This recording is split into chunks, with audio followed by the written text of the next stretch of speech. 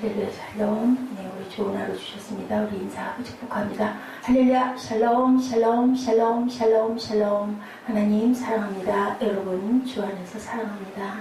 잠언 말씀이죠. 범사에 하나님을 인정하라. 오늘 사순 31일째 되는 날 마태복음 27장 45절부터 56절 말씀. 엘리엘리 라마 사막다리 왜 나를 버리시나이까. 예수님도 예외가 없었다. 죄에서는 악에서는 하나님께서 그것을 다 극복 본인이 감당하게 하신다라는 그러한 귀한 하나님의 말씀을 저희들 함께 합독했습니다. 범사에 우리가 어떻게 해야 되느냐. 하나님을 인정해야 된다. 네, 우리 범사에 하나님을 인정할 잠언 3장 우리 같이 합독하면서 7절에 보니까 스스로 범사에 그를 인정하라. 그리하면 내 길을 지도하시. 6절이죠. 7절에 스스로 지혜롭게 여기지 말지어다. 야훼를 경외하며 악을 떠날지어다. 이 말씀의 뜻이 마음에 와닿는 게 스스로 지혜롭게 여기는 자는 악하다라는 그러한 말씀으로 들립니다. 사람 중심으로 사는 인본주의 사람들, 그리고 하나님 중심으로 사는 신본주의, 여기 두 가지를 우리가 볼 수 있는데, 예수 믿고 거듭나고 우리가 영원한 생명을 얻은 영생의 삶에 있는 우리들은 모두 다 하나님 중심으로 온전하게 신본주의에 살아야 되는데 내 지혜와 명철을 의지하지 않아야 된다. 무엇으로? 하나님 말씀으로 살아라 라는 말씀이죠. 네, 이 말씀에서 우리가 또한 깊이 생각해야 될 것 3장 1절에서 보니 잊어버리지 말라는 의미는 말씀을 소홀히 여기거나 무시하거나 말씀을 잊은 채 살지 말라. 네, 네. 나의 법을 잊어버리지 말고 내 마음으로 나의 명령을 지키라. 네 전심으로 내 명령을 지키라.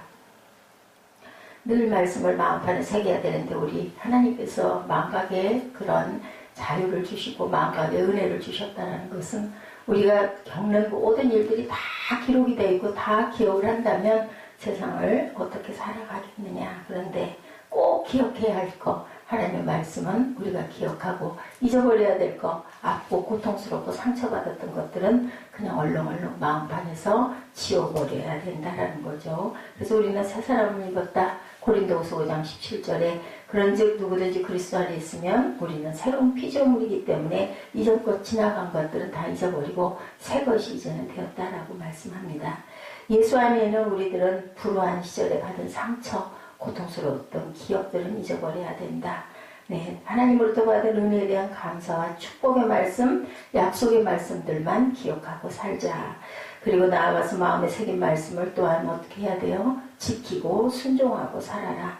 아브라함의 믿음의 조상으로 칭송받게 된 것, 백세에 낳은 아들 이삭을 번제로 바치라고 하나님께서 말씀하셨을 때 즉각적으로 순종한 사건 우리가 합니다. 창세기 22장 2절에 말씀하죠. 아브라함은 자신의 가장 소중한 아들을 번제로 바쳐야 한다는 것. 엄청 고통스러웠지만 아내에게도 말하지 않고 모리아산으로 당장에 가죠. 예, 하나님께서는 그 믿음을 보시고 내가 너를 민족의 아버지로 내 씨로 말미암아 만민에게 복을 주겠다라고 말씀합니다. 잠언 3장 2절에 그리하면 내가 장수하겠다. 많은 해를 누리게 하며 평강을 더하게 하시리라. 그 말씀같이 말씀을 짓게 행하면 장수의 복도 주시고 마음의 평강도 주신다는 거. 아무리 오래 살아도 우리 마음에 평강이 없으면은 그거 그죠 사는 게 아니죠. 차라리 얼른 가고 싶은 마음이 더 많이 들듯이 우리에게 평강도 주시겠다. 3절 4절에 내 인자와 진리가 내게서 떠나지 말게 하고 그것을 내 목에 매며 내 마음판에 새기라. 그리하면 내가 하나님과 사람 앞에서 은총과 귀중히 여김을 받으리라. 우리가 하나님의 사랑과 자비를 삶의 자리에서 성실하게 실천할 때 하나님과 사람 앞에서 은총과 귀중히 여김을 받는다. 예, 뉴욕 빈민가 아동들의 아버지로 알려진 빌 윌슨 목사님은 메트로 윌드 차일드라는 선교단체를 세워서 가난과 폭력, 비행의 위험에 노출된 전 세계 10만 명의 아이들에게 하나님의 사랑과 복음을 전했다 그래요. 그런데 이 윌슨 목사님이 사실은 버려진 아이였기 때문이라고 합니다. 12살 때 아버지는 집을 나가시고 알코올 중독자인 어머니는 길에서 잠시 기다리라고 말한 뒤 어린 윌슨 목사님을 길에 두고 사라져버렸다고 그래요. 그는 3일 동안 그 자리에 앉아서 물도 음식도 먹지 못한 채 엄마가 돌아오기를 기다렸다고 합니다. 사람들은 모두 다 무심코 옆을 지나갔는데 어떤 신사 한 분이 그 아이를 데려다가 교회에 데려다주고 주일학교 캠프에 비용을 내서 보내줬다고 그래요. 윌슨 목사님은 태어나 처음으로 교회를 가보고 주일학교 캠프에서 예수를 만나게 됐다고 합니다. 신학교를 졸업하고 1980년 뉴욕 빈민가 아동들을 대상으로 주일학교 사역을 시작한 게 그렇게 10만 세계 어린이들에게 복음을 전하는 사역을 하게 됐다라고 해요. 복음을 전하면서 평탄하기만 했는가 아니었습니다. 총에 맞아 입원도 하고 강도를 만나 부상을 입고 벽돌에 맞아 오른쪽 눈의 시력을 잃어버리기도 했다고 그래요. 그런데 자신이 받은 사랑과 하나님의 말씀에 순종하고자 하는 열망이 너무나 커서 그 사역을 포기할 수가 없고 이렇게 고백했다고 합니다.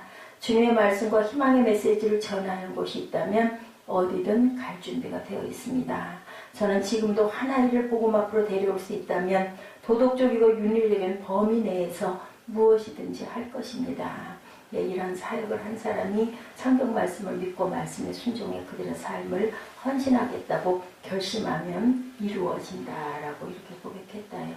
이처럼 하나님의 말씀에 순종해 사랑과 자비를 성실하게 실천할 때 하나님께서는 인정하시고 또한 사람에게도 칭찬을 받는다.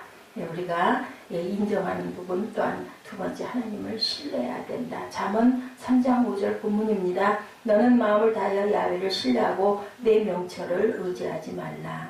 모두 불완전하죠. 그렇기 때문에 어때요? 사랑을 나눠주고 품고 섬겨야 할 대상은 될 수 있지만 의지하고 믿고 따를 대상은 사람이 아니라고 합니다. 그러나 하나님께서 온 우주 만물을 지으신 창조주시기에 모든 것을 아시고 모든 것을 이루어 주시는데 우리가 인생을 사랑하면서 영원히 신뢰하고 의지할 대상은 오직 하나님 한 분밖에 없다. 모세가 80세에 출애굽의 지도자의 부르심을 받아 120세까지 이스라엘 백성들을 섬겼던 인물인데 그의 생애를 40년 단위로 끊습니다. 40살까지는 궁궐에서 왕자로 지내다가 결국은 어떻게 해요? 자기 민족, 자기 동족을 때리는 사람들을 쳐 죽여버리고 그것이 발각되자 살인자가 돼서 도망자가 되죠. 다음으로 미디안 광야에서 40년 양을 치는 목자가 돼서 철저히 낮아져 섬기는 삶을 삽니다. 80세가 된 그는 나는 아무것도 아니다. 내 혼자 힘으로는 무엇도 할 수 없다라고 그렇게 고백을 하죠. 그렇게 해서 하나님만 전폭적으로 의지하는 그런 인생. 야곱도 마찬가지죠. 결국은 120세에 생을 마칠 수 있었다라는 것. 살인자와 도망자가 된 그 화려했던 궁전에서의 생활은 실패한 인생.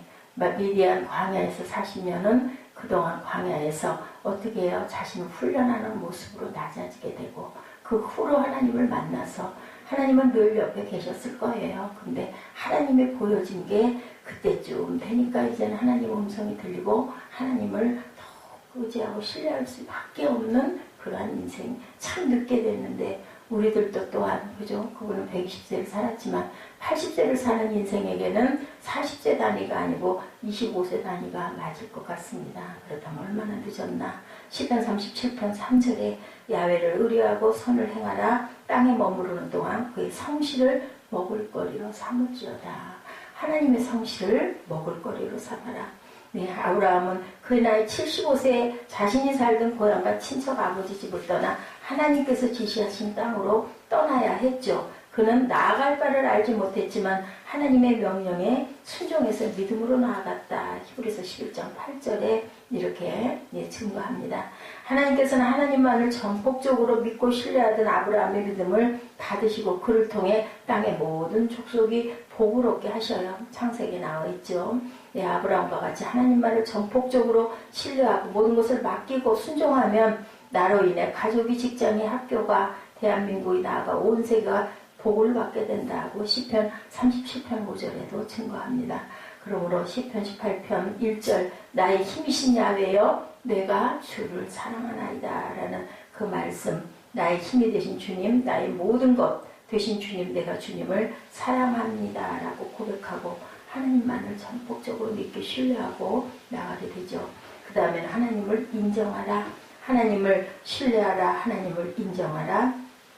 잠언 6절 3절 6절이죠. 너는 범사의 그를 인정하라. 그리하면 내 길을 지도하시리라. 우리는 때로 앞이 캄캄하고 첩첩산중에 길을 잃어버린 것처럼 어디로 가야 할지 방황할 때가 있습니다. 그럴 때 어때요? 욥은 욥기 13장 8, 9절에 그런데 그가 앞으로 가도 그가 아니 계시고 뒤로 가도 보이지 아니하며 그가 왼쪽에 서서 일하시나 내가 만날 수 없고 오른쪽으로 돌이키시니 배울 수 없구나 탄식합니다.